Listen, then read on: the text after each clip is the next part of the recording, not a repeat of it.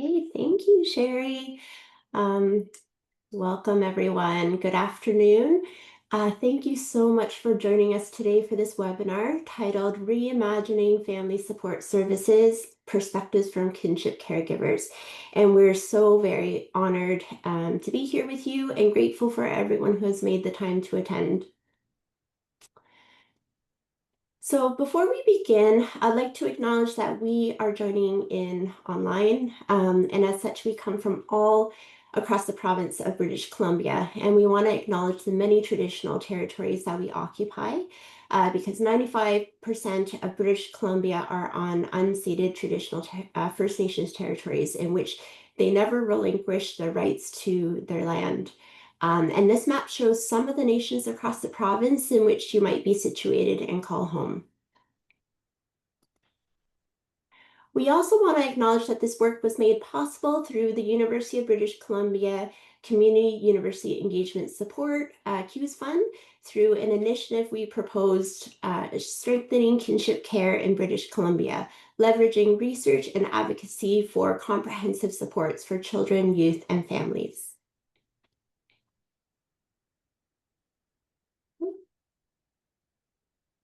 There we go. So I'm Barbara Lee. I'm an assistant professor at the University of British Columbia School of Social Work and co-director for the Center for the Study of Services to Children and Families and a Knowledge Exchange and Mobilization Scholar. I'm Shan. I'm the former CSSCF Master of Social Work Practicum student. And I'm Kyle Turone, former research assistant at the Center for the Study of Services to Children and Families at UBC, where I completed my Master of Social Work. And I also want to acknowledge Maddie Cathcart, Colby Neva, and Connie Bird, who have all contributed to this work together. There we go. So how this project began. So in 2022, Fairness for Children Raised by Relatives, who I'll call Fairness moving forward, participated in the Ministry of Children and Families Development consultations that was to inform changes to the child welfare system and support Indigenous jurisdiction.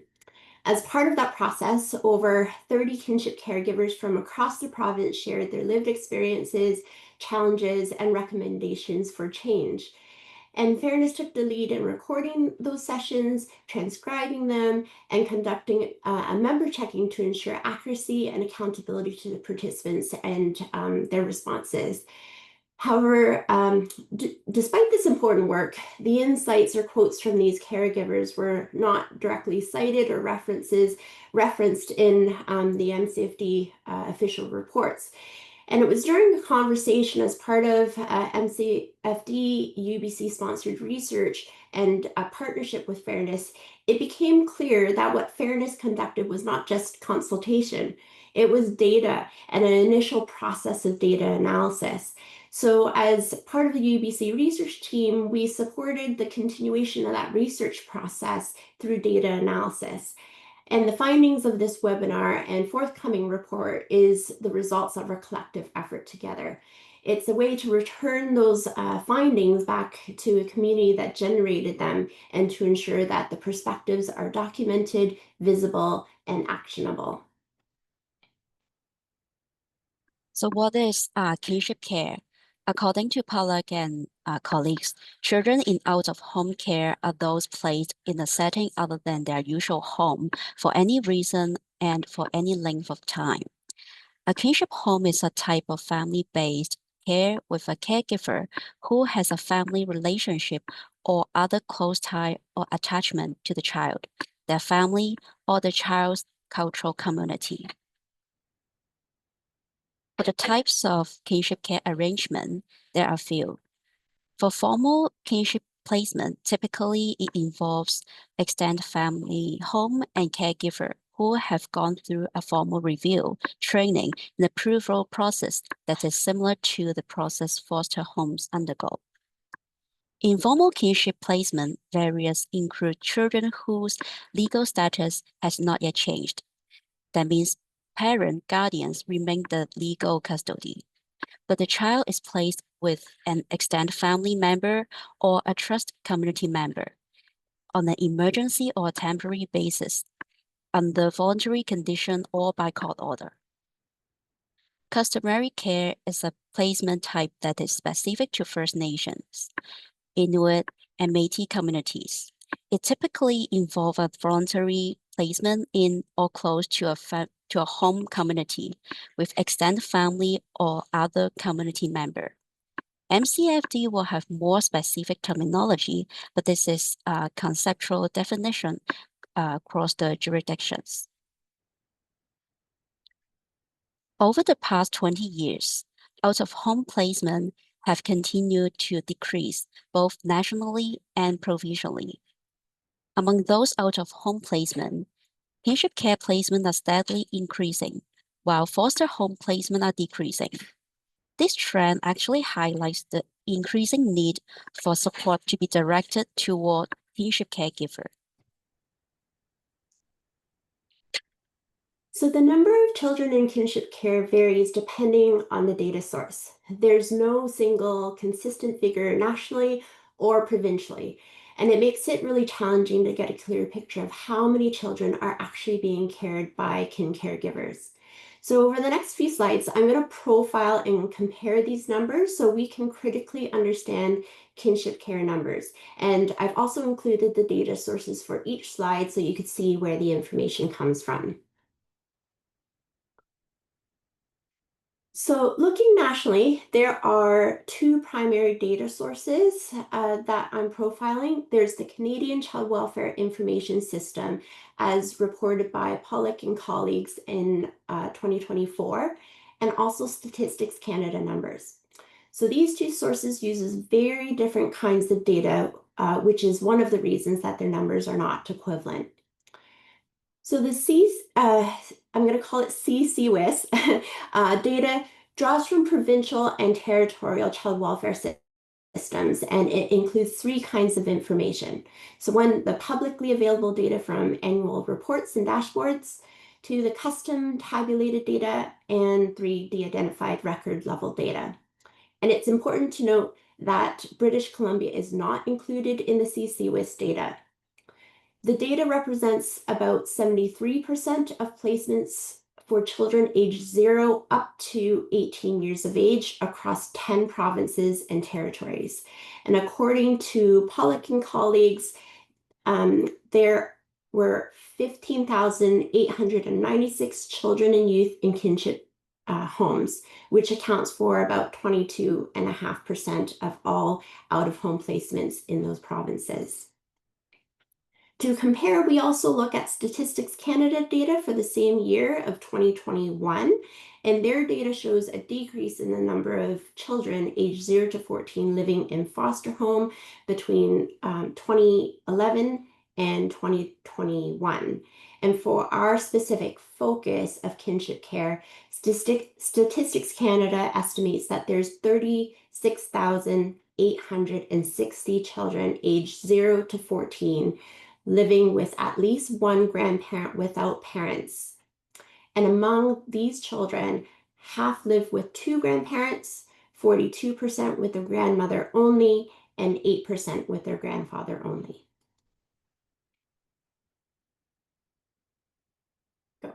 So provincially, we have data from three primary sources that we're going to look at. Again, the Canadian Child Welfare Information System, MCFD annual reports, and Statistics Canada data as reported in Kinship Care Profile, the State of Kinship Care in BC report. So starting with the Canadian CSSCF, Pollock and the colleagues reported a total of children and youth in care in British Columbia, but no data were available on kinship care placements. The MCFD annual reports also provided annual totals of children and youth in care. And while these numbers show a slight decline over time, they likewise do not report any data on kinship placements. And because of these knowledge gaps, the State of Kinship Care in BC report had to rely on custom calculations using the 2016 Statistics Canada data. In their analysis, they estimated that about 7,300 children aged 0 to 14 were living with kinship care, in kinship care, and another 6,440 youth aged 15 and 19 were living with their relatives, for a total combined of 13,740 children and youth. However, that number includes foster children aged 15 to 19, and it does not include older youth living with grandparents, who make up the largest group of kinship caregivers. So with that, this slide highlights the most recent Statistics Canada data in 2021, and the important changes in how household composition is measured since the State of Kinship Care report, based on 2016 data. So nationally, there are 224,350 children and youth aged 0 to 24 living with at least one grandparent and without parents and other relatives. Provincially, there are 33,785 children and youth aged 0 to 24 who live with at least one grandparent and without parents and other relatives. So what we see is that this is a wider range in age, but now with extended eligibility for care and support services, this is not only a significant update from the 2016 statistics, but I would say a more accurate reflection of the children and youth residing with kin and kith nationally and provincially. The evidence base around kinship care is both growing and consistent. When adequately supported, kinship care tends to produce better outcomes for children and youth than traditional non-relative foster care. One of the most well-established findings is that kin placement offers greater stability. Children are less likely to move from home to home, and this stability alone is associated with better developmental outcomes. Studies have also shown that children in kinship care often have fewer behavioral and mental health challenges. While this can partly reflect difference in which children are placed with kin, it also speaks to the protective role of familiar trust relationships. Perhaps most significantly, kinship care helps preserve connection to family, culture, and community, which is essential for Indigenous children and children from racialized communities. Both the RCY and PSSS reports stress that these cultural ties are not just protective, they're essential to healing and belonging. Permanency is also more likely to occur through guardianship or legal custody in kin placements, rather than adoption or long-term foster care. This aligns more closely with what many families see as cultural appropriate care. Children living with kin may also experience less stigma. They are not in foster care. They're with grandma or auntie or extended family. That emotional difference matters. But importantly, the benefits of kinship care aren't automatic. As emphasized in the PSSS report and other literature, support matters.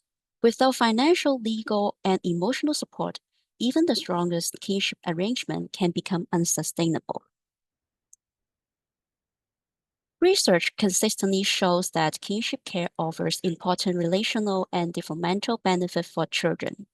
First, continuity is a big theme. Children often stay in familiar environment or maintain relationship with people they know, which can help reduce trauma and support emotional well-being. Kinship caregivers also tend to be deeply committed, not because they're employed to care for children, but because of family connection, love, and long-term responsibility. This level of commitment can provide a strong foundation for stability and permanency. Kinship placements are also more likely to keep siblings together, which we know is essential for preserving a sense of family and normalcy. And because children often already have a relationship with their kin caregiver, The transition into care can feel less abrupt, less fear and uncertainty. Finally, children living with family may not have experienced the same stigma that can come with being in a formal foster care. They're still with family, and that matters a lot for their identity and self-worth. So beyond the relational level, kinship care also offers strength in terms of culture and structure, especially when placements are supported. The next slide, I think. So kinship placement can help children stay connected to their cultural identity, extend family network, and community practices. This is particularly important for Indigenous and racialized children who face the risk of cultural disconnection in out-of-home care. Reports from both the PSSS and the representative of children and youth reinforce that kinship placement can offer safer, more culturally grounded care, especially when tied to community values and Indigenous worldviews. Importantly, kin placement may also protect children from further harm, reducing the likelihood of multiple moves, group care, or more traumatic placement with strangers. And in many communities, kinship care isn't an alternative to foster care. It's actually the traditional way of caring for children when parents are not able to do so. Recognizing and supporting these models help reframe kinship care as a strength, but not just a safety net. Despite the many strengths of kinship care, caregivers face persistent barriers that can undermine their ability to provide stable long-term care. One of the most significant is financial inequality. Kinship caregivers often receive much less financial support than other foster caregivers, even though they're providing the same or sometimes even more complex care. The PSSS report emphasized that how this gap impacts everything from food security to transportation. Access to services is another major barrier. Caregivers may not know what they're actually entitled to, or they might be excluded from formal support service altogether, especially if their arrangement is informal. Legal processes can also be a significant challenge. Navigating guardianship or custody can be expensive, confusing, and emotionally draining, often with little guidance. Many caregivers, particularly grandparents, experience burnout, juggling care responsibility with their own health issues, limited income, and grief or trauma related to this family separation. They also describe feelings like unrecognized, excluded from planning meeting, left out of key decision making, or treated as a secondary to foster families. Finally, systemic issues, especially for Indigenous caregivers, amplify these challenges.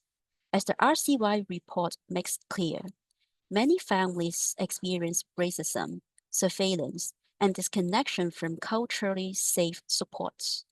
These aren't just individual struggles, they're structural ones. So the research question posed by MCFD were two. The first one is, what changes to children and family service would make them a more supportive resource in a way that uphold and embrace the strength of all families? The second one is, how would children and family service better support children and teens to establish or strengthen connection with their family, communities, and culture? This research used a community-engaged research approach involving qualitative data analysis of consultation transcripts collected by Fairness for Children Raised by Relatives. While the data was rich and grounded in lived experience, it was originally collected for consultation, not for research. So there are methodological limitations, like a formal sampling method and non-representative sample. While the data offers powerful insight, findings cannot be generalized and are best understood as exploratory and reflective of those who participated. So the data was collected during an in-person consultation at the Fairness Annual Gathering, followed by 2 virtual focus group style sections. Recognizing that not all caregivers could attend in person or online, Fairness also offered members the chance to share additional insights through email over the summer. This multimodal approach helped maximize accessibility and inclusivity, ensuring a wide range of voices could contribute. So for the data analysis, Sherry and others who might help her might not know at that time actually she's engaging in data analysis and the initial coding. But she actually went through all the responses and grouped them into initial categories. Say, for example, legislation, financial, or supports, etc. This synthesis was provided to MCFD with the intent to reform the current legislation, ministry policies, and practices. In joining in this work, the UBC research team engaged in axial coding and thematic coding, where we start to break down those categories to identify any subcategories. For example, list of support were 5 pages long, and we wanted to know what kind of specific support were identified. From there, we engage in constant comparison method, which we examine within and between responses to see the commonality and also the difference, and also to derive broader theme or the overall story that is being told beyond these categories. This helped move from a list of concern to a more coherent picture of what kinship caregivers were really experiencing and what changes kinship caregivers are calling for. Thanks, Shan. Next, I'll discuss our sample and some information on demographics as well as its limitations. It's important to note that the consultation sessions were not designed as formal research, and no demographic information was collected at the time. Recognizing the importance of better understanding who shared their experiences, we distributed a follow-up demographic survey in 2024 to Fairness members who had participated in those sessions. A total of 33 individuals completed the survey, and it's assumed they were indeed part of that group based on their self-identification and community affiliation. This retroactive approach is not typical in conventional research, and we acknowledge the methodological limitations. These include potential self-selection bias and the absence of direct participant matching. However, the demographic data helps contextualize the consultation findings and offers valuable insight into the caregiver population represented. The next 7 slides offer a visual overview of the respondents' demographic profiles. So first here, of 26 caregivers, 5 identified as male and 21 as female, the majority of which are aged over 50. And on the next slide, when we look at cultural background of the respondents, it's important to highlight that 69.7% or 23 respondents identified as white. We know that the child welfare system is overrepresented by Indigenous peoples whose views this does not necessarily represent. It's important here to acknowledge this and also, it's important to acknowledge this, given the disproportional rates of Indigenous children and families impacted by child welfare. It's also important to highlight that 61.5% or 16 of the respondents self-identify as married. And overall, these demographics are important to give an idea about whose views are represented. For number of children, caregivers, and age of children, most respondents had 1 child in their care, while some had up to 4. For the age of the child, most respondents reported as raising children around or under the age of 1 or between 6 and 10. However, as you can see, caregivers also identified as raising children through their teenage years and through early adulthood. For years in care and type of agreement, years in in your care as the respondents, respondents report that children in their care have been for an average of 11 years with them, and at a minimum for 3 years. Most of those agreements are formal agreements. So, for example, foster care arrangements, while 6.5% were informal. It's important to note that 35.5% were in another type of arrangement or agreement that may include adoption or other means. Most of these children cared for experience a disability and/or special needs. With this, caregivers report that typically they are 16 to 30 minutes away from accessing needed services and supports, while others report anywhere from 31 up till 90 minutes. For employment, most respondents reported that they are retired, but many also work full-time and report that caregiving has had no impact on their employment status. However, this is not the case for everyone. Some caregivers experience a disability and identified that they continue to care for these children with the help of a disability benefit. 38.5% of respondents report that caregiving has had a negative impact on their employment status.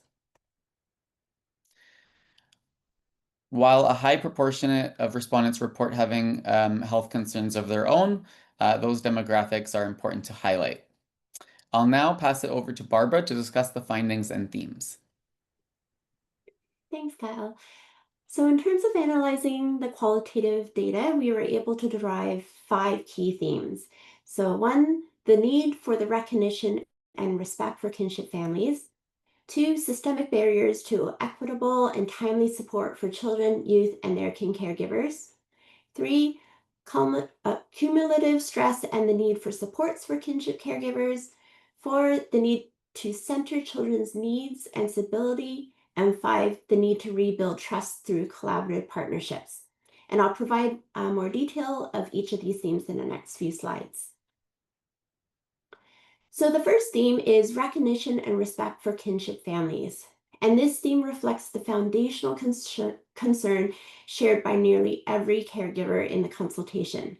They want to be recognized and respected as family, not as informal or temporary solutions.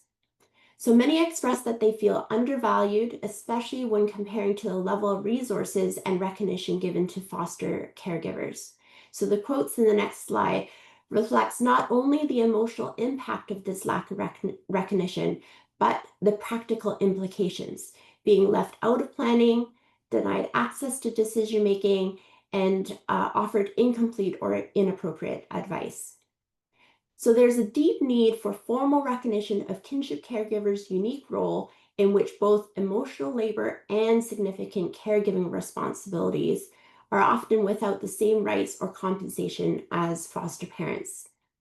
And here's what some of the caregivers shared in their own words.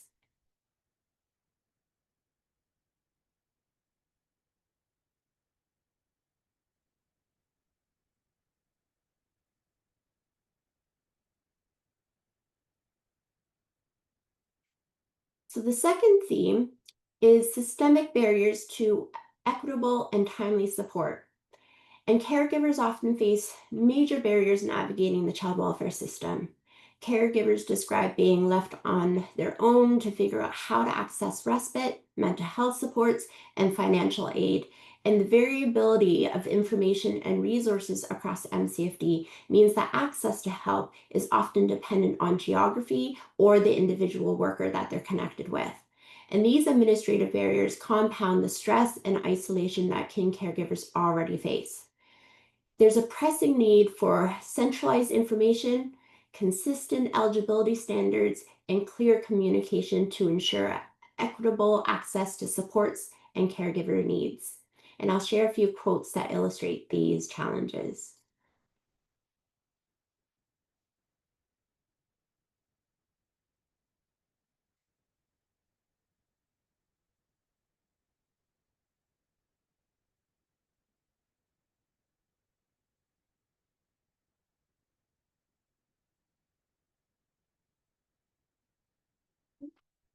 So for the interest of time, I'm going to move us along.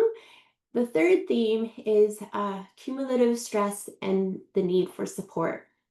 And this theme brings to light the ongoing and compounding stress faced by kinship caregivers. Many are grandparents or older relatives who have stepped in during crisis situations, and they're often managing their own health and financial situations while navigating a system that weren't built to support their caregiving roles. Caregivers have shared that the emotional toll of raising children who have experienced trauma is immense, and without adequate supports, many feel isolated and overwhelmed. There were repeated calls for respite care, access to counseling, and training to help them understand the effects of trauma, FASD, and behavioral challenges. Even more striking is the recognition that that caregiving experience itself can be traumatic for them, especially when coupled with adverse legal proceedings, lack of support, and the uncertainty of that caregiving arrangement itself. So the need for wraparound caregiving support, including peer support network, is urgent and essential and called for by caregivers themselves, because without investing in the well-being of caregivers, we're jeopardizing the care of children. And here's how they described their own challenges in their own words.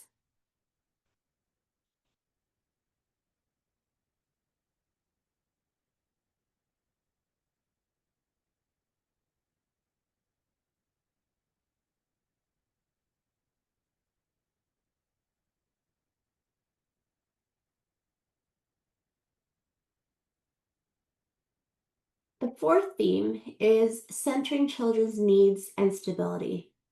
This theme highlights what many caregivers shared, that children need consistent, stable care environments to recover from trauma and to thrive. Yet the current system sometimes places procedure, policy, or urgency of reunification above the child's day-to-day stability. Caregivers described how visitation decisions, especially when they're inconsistent or inadequately supported, can destabilize children. And at the same time, many expressed a desire to maintain or strengthen the child's connection to their family, culture, and identity in a safe and supported way. So it's important to note that while some caregivers raise concerns about visitation or reunification process, these comments are situated within specific circumstances, and we need customized considerations and supports depending on each unique circumstance. And this is especially critical when we're considering the legacy of Indigenous child removal, where assessments or protection have too often been tools for separation and harm. And these quotes on the next slide shows the tensions that caregivers are navigating.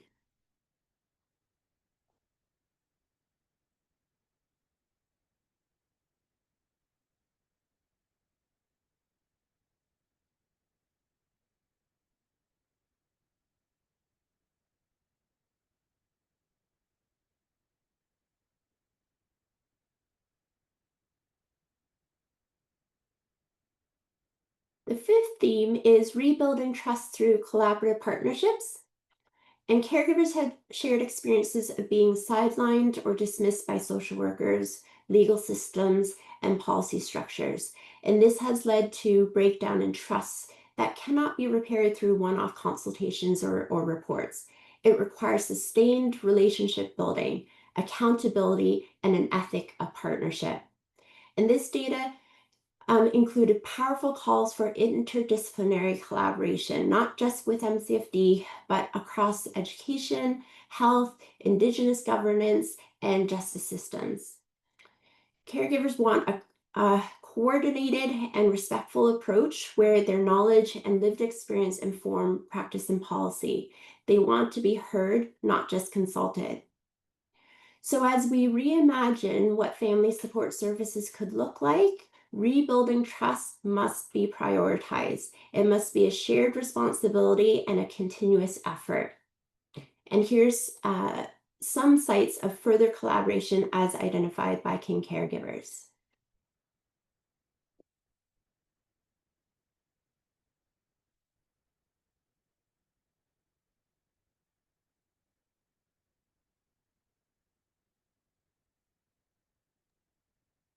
Thanks, Barbara. So what do these findings tell us? It's clear that kinship caregivers are vital in supporting child well-being and stability, yet must navigate and manage through systems with policies that did not account for the realities of kinship families and caregiving. Legislative, financial, and service delivery structures must align with these realities that go beyond consultations and that restore trust. To do this, caregivers emphasize the need for not just consultation, but shared decision-making and follow-through.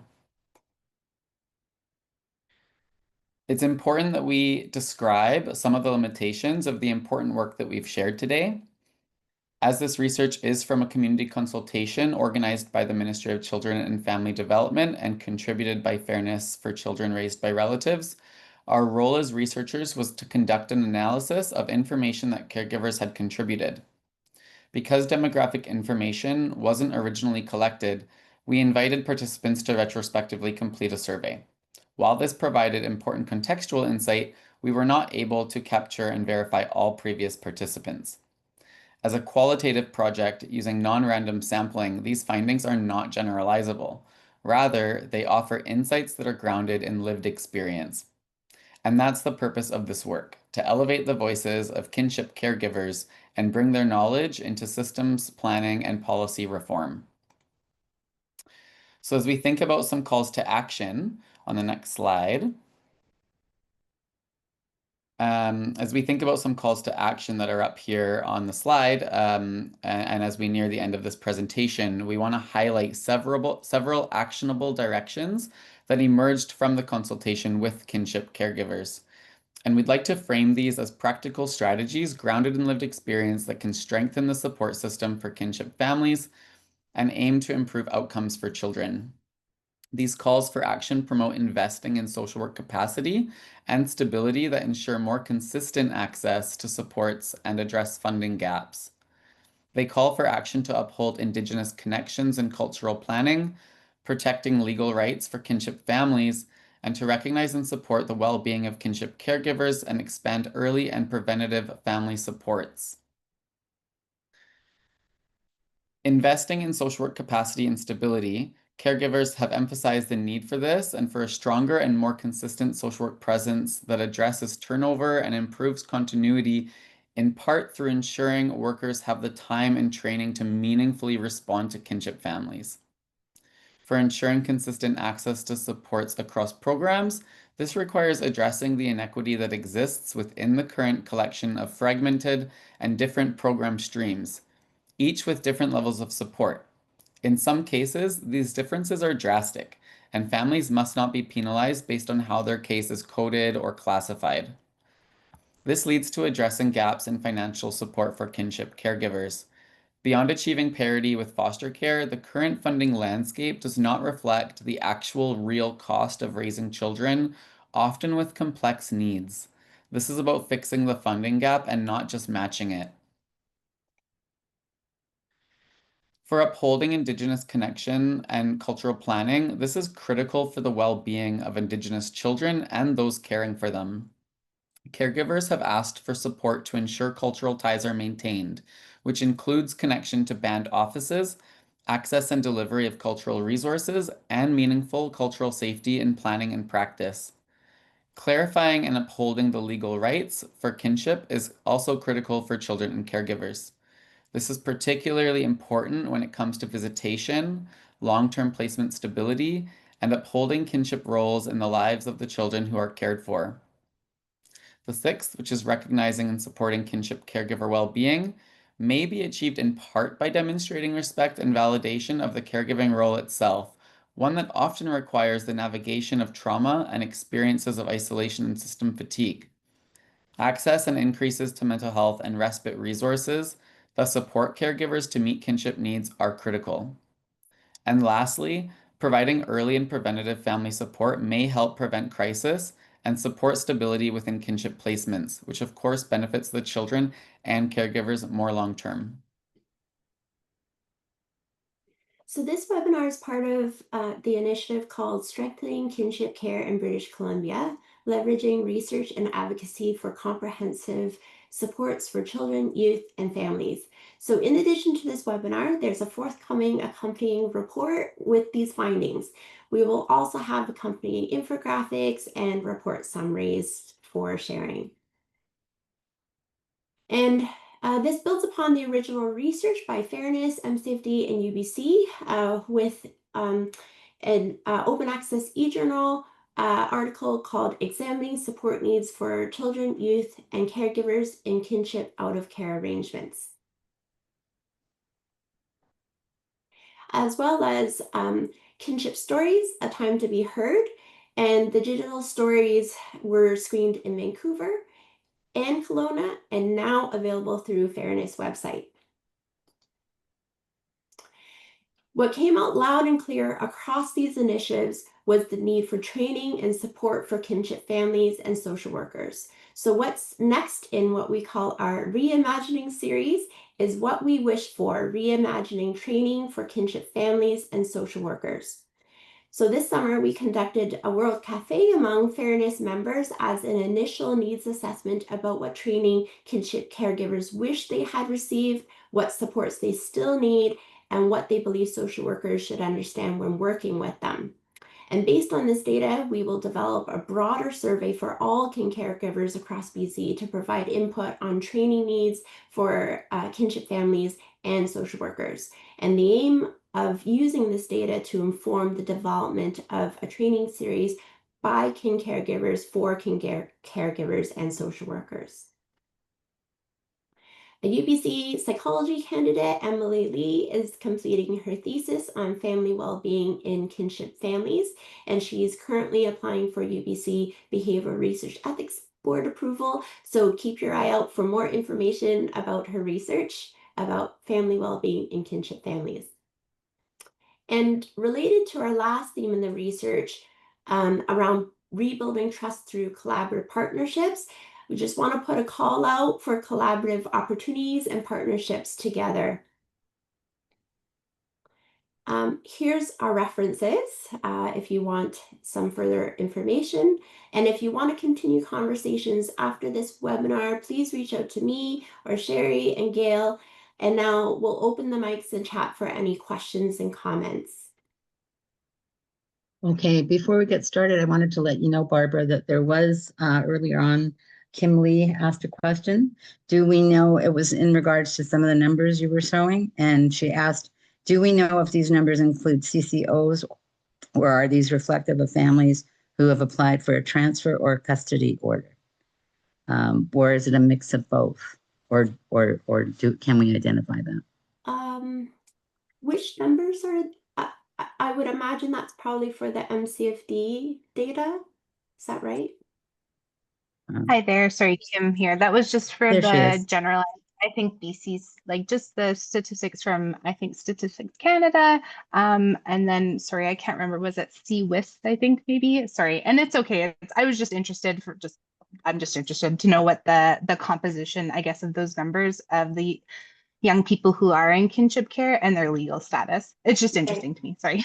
Yeah, that's a really important question to look at critically. For the CCWIS, as we know, BC was not included, so the other provinces were.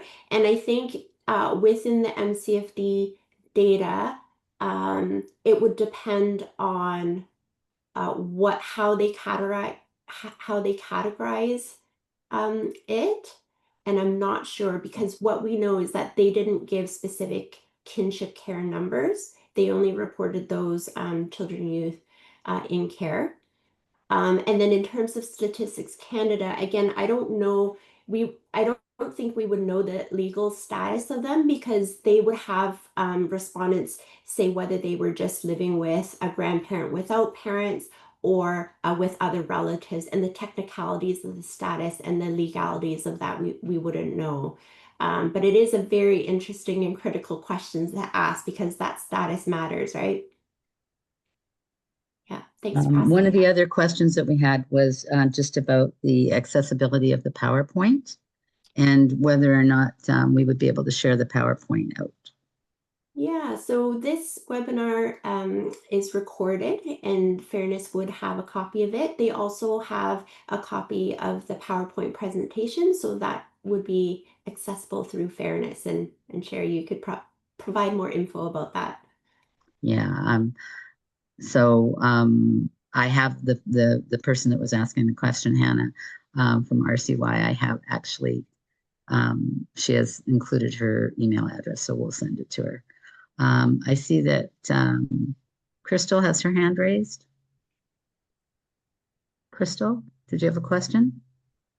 Sorry, I just had to get my audio on. In terms of the kids that are CCOs, in BC, when somebody is considered family and they take on kids that are CCO for permanent custody or adoption, they are put into a grouping that is their family, and they're put on, so they're considered a restricted foster care home, is what they call them. And I'm not sure if they group that in with the kinship care or not, but it is a special group that is under restricted. So they're not considered foster parents in the bigger picture because they don't take all the training and stuff that foster homes or the big, house studies or anything, but they are put in there just kind of to get them in the system. That's how they do it. Okay, thanks so much, Crystal.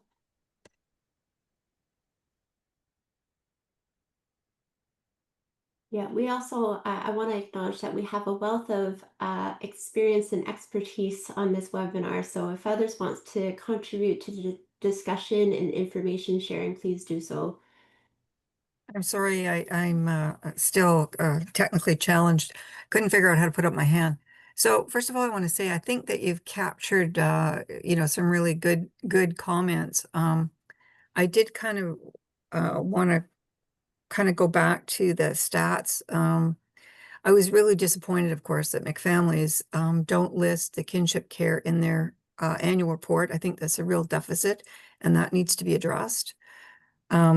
Because I think it would show that there's, my gut tells me that there's at least as many, if not more, people in kinship care situations than there are in foster care. And that's why you've come to the conclusion that it's shifting in that direction. Intuitively, that appears to be what's happening, and they appear to be trying to respond to that to a degree.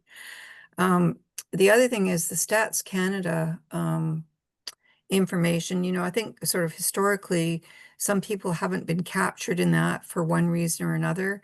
And also with the feds, I don't know how they're identifying, because some people don't claim the children on their income tax. So are they looking at the Canada Child Benefit that's clawed back as it's thrown in there? So I just got kind of stuck on the statistics a little bit.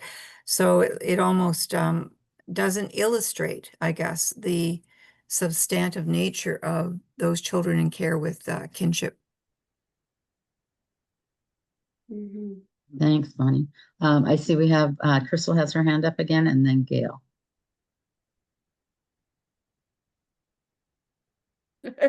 I just wanted to make a comment on the stats. So it has stats about Indigenous and white people, which are just general. But if you were to dive into those, like I am white, but my grandchildren are Indigenous.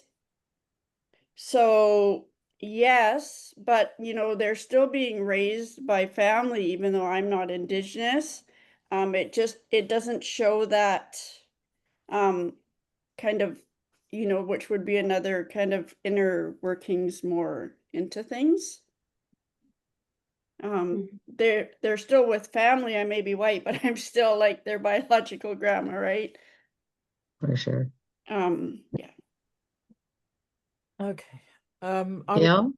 I was just going to say that I'm VP for Fairness, and I know that we can actually access the MCFD numbers for kinship care compared to foster care, and they give those to us at the end of every year. and there is, so we can verify that there is a decrease in foster care and an increase in kinship care. I have no idea why they don't put that out, because they do catch it, and you would think that they would put it out. So that's my 2 cents worth. I know that recently we were told about an MCFD portal that gives statistics, and I haven't spent a lot of time looking through that yet, but I know that one of the issues with MCFD is it's very hard for them to gather statistics on different areas and different pieces, because they don't have the mechanisms in place. So I think this is a very important piece that they do need to start figuring out how to get those specific numbers that we need to know. It's one thing to say, and I mean, I was talking with the minister only a couple of weeks ago in her office, and she told me right up front that yes, that the out of care is going up and foster care is going a lot lower, and that they're aware of it and that they want to be supportive in any way they can.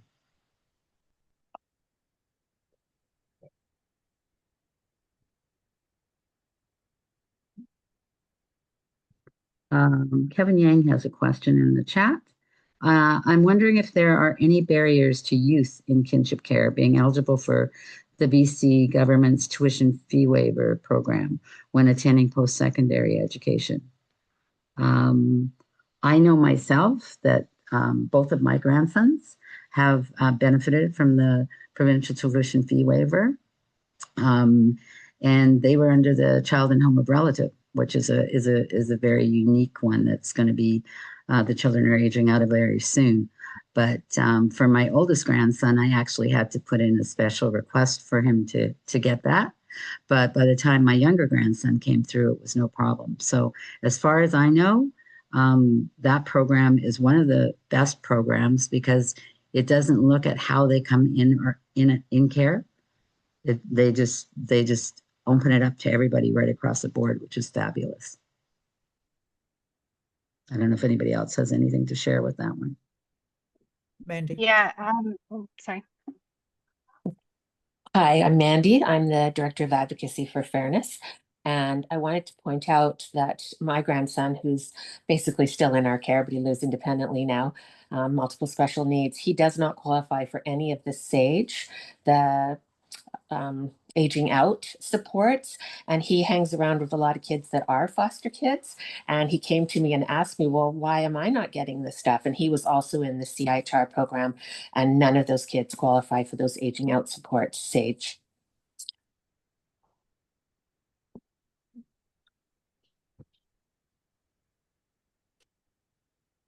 I think Kim, you were gonna Oh, say I was just going to say, if you go to the SAGE website, it does tell you like the eligibility.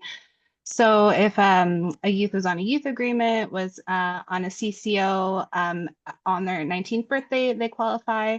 If they achieved permanency either through adoption or a 54-1 transfer of custody between the ages of 12 and 19, they qualify. Or if they have a total of 24 cumulative months in care between the ages of 12 and 19, or they were in a comparable arrangement under Indigenous law. Because as we know, there is the Indigenous law. Can I ask you, we've been looking into this quite a bit. So we understand the 12 and over for the permanent ones. Most of our children come into care way before they're 12.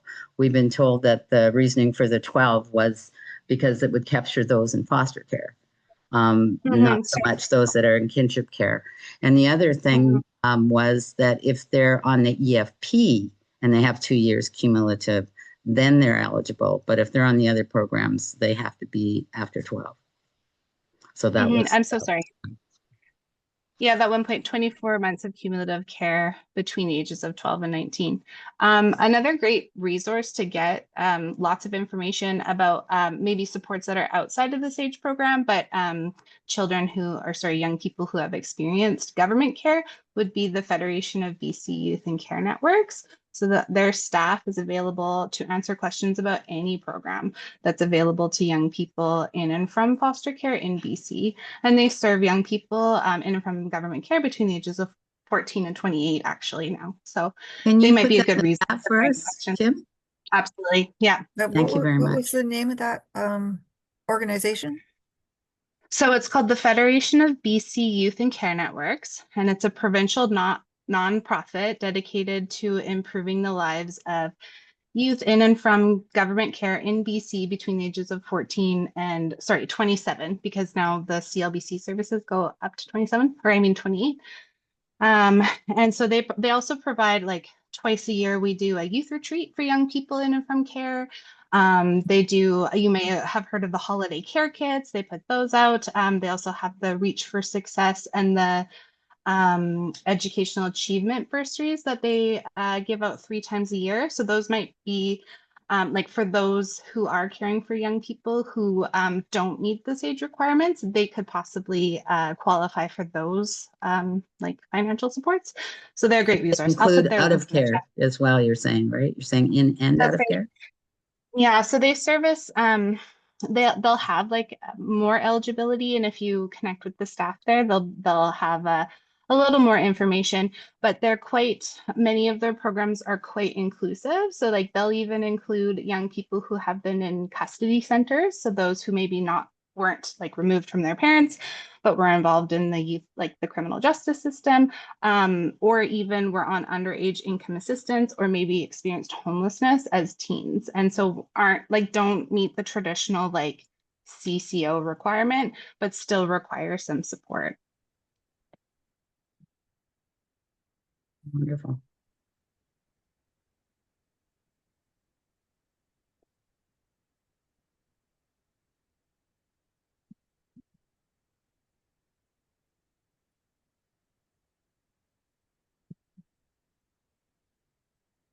Okay, does anybody else have any more questions or even just thoughts they would like to share? Please feel free to jump in. I see there's one new here.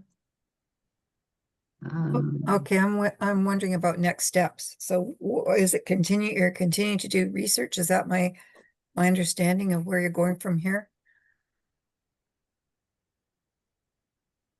Yes, we did a little bit over the summer of some preliminary data, and we hope to be able to create a broader survey to capture training needs for kin caregivers as well as for social workers, because we just did a little bit of the World Cafe to get our footing, to kind of get a sense of what some of the early needs are, and then a broader survey, and then using that data to inform the development of training and educational modules. So that's up in the works. Sherry, I don't know if you want to share a little bit more about that.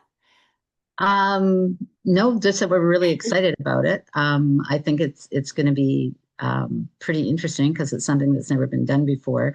I mean, we thought we had when we did the UBC and MCFD, our original research was exciting because they had never had a nonprofit support the students before. So this is even going one step further. So we're really excited about it. And I think it's going to be a good thing for social workers, for kinship care workers, for everybody involved. And it will really make a difference in the lives of our kinship caregivers. Mandy, did you have something to say? Slightly off topic, but slightly on topic. I just wanted to give a shout out to social work students in general.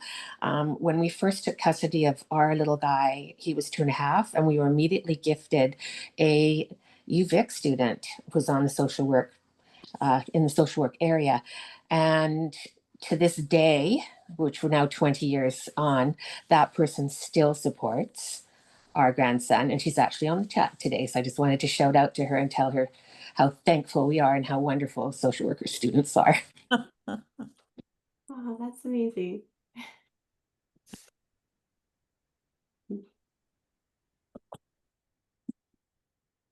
So Sherry, maybe you can answer a question. So how do you anticipate using this research information report with the MCFD? Oh, you're going to put me on the spot, are you? Well, the one thing is the one that we've just done now. I mean, this one we had already given them, and we weren't happy with how they took it on board. So when we did all that I promised our members that I would make sure that their voices were heard, and that sort of instigated why we did this one in the first place. Was, come on, like, they spent their time and their efforts, and we want it to go more public. So once we get the report ready and it's out there, then we will circulate it to MCFD and to the world and put it on our website. And we can also use it when we're filling out grant applications and just sharing with people who we are and what our needs are. Perfect. That's great. Thanks.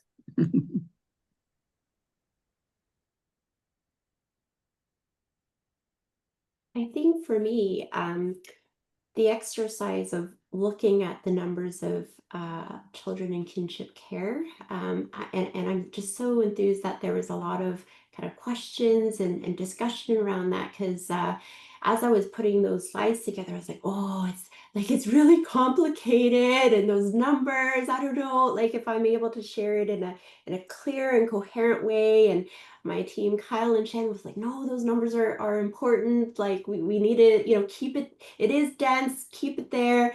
And then I had to just kind of rework just how to try to articulate that, because really, like, we don't know. And like, we might come across a report, we might come across an article where, like MCFD data and Statistics Canada data, they're all different based on like age range and caveats of who's included and not included in those definitional things. So it's still a mess, but I think it's been helpful for us to like be able to critically look at that. And I think, like, especially as Sherry and Gail are saying that they get these annual reports, like, perhaps with a critical eye, we'll be able to get a better sense of what those numbers look like across the province, because it's so necessary. Because I know for a long time, many, including, I'm going to call you out, Sherry, a long time you were giving the 13,000 like number, but yet, like, that's a severe under reporting of since 2016 to now, and then including other arrangements and eligibility and things. So we really should be, well, our number right now is around 33,000, but it's probably more, right? Yeah, there's so many that are in informal, really informal arrangements where they just have arranged something between the birth parents and the caregiver. So we're always trying to reach out and try and find those people, but sometimes those people are not people that are going to self-identify through Stats Canada or some of the other places where we could get that data from. So I think there's always going to be, that not knowing how many is the actual number.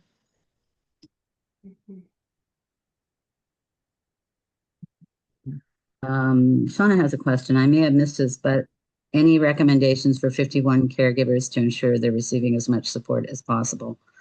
So 5401 and 5401 are the permanency programs with MCFD. And from our beginnings in 2021, we're a whole 4 years old now.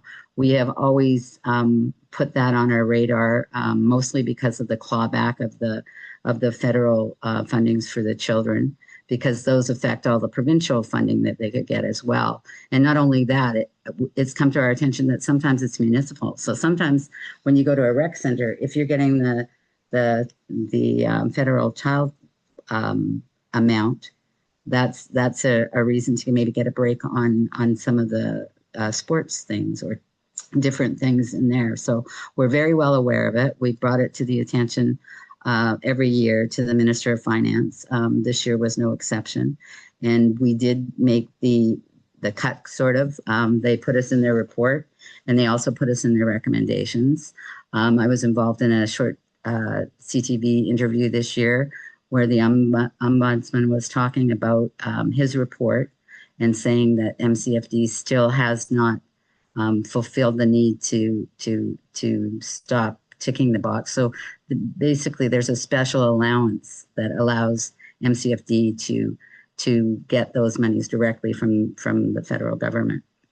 And if they stop ticking the box on this special allowance form, then people would get their child tax benefits. And when they get the child tax benefits, then what happens is they get all these other provincial benefits. So for instance, the dental and the provincial, that's alongside if you get the child tax credit. And that's only one. There's a bunch of disability ones. There's a bunch of tax credits. There's a whole swarm of things. So we do on our when we do our presentations, we have information on the 5401, and we have a summary, a one-page summary on it. If anybody's interested, we would be happy to share it with you. Just let me know.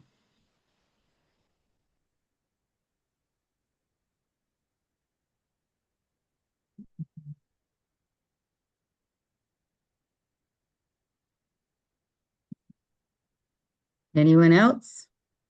Oh, just me. I was just going to say, let's not forget that, with policy, there's always exceptions. So don't take no for your direct answer. And we've seen that with our members. We've advocated for them and they've advocated for themselves, and they found that there is actually an exception to MCFD's rules. So, don't just blindly go ahead is what I'm saying. There we go. Advocate for yourselves.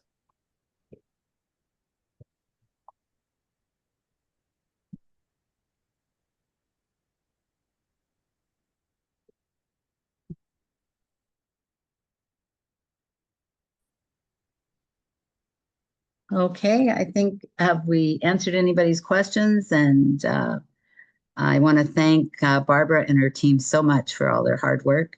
It's been a while coming, but when this report comes out, it'll have recommendations. And I actually have, from a while ago, one of the journalists was really interested in what this report and what the outcomes were going to look like. Also, Fairness is very involved in the current kinship review. That's a 3-year review that MCFD is doing. And I think, Bonnie, when you were asking about that, this will help inform some of the things that they're talking about. So this is a 3-year review that will go into looking at all the different areas of kinship care. And so this will also help them when they're making their decisions and bringing up different topics and things. So once again, thank you everybody for coming. I really appreciate you coming. For those of you who have asked me to send you off the PowerPoints, I absolutely will. And thank you all. Thank you, everyone. Thank you.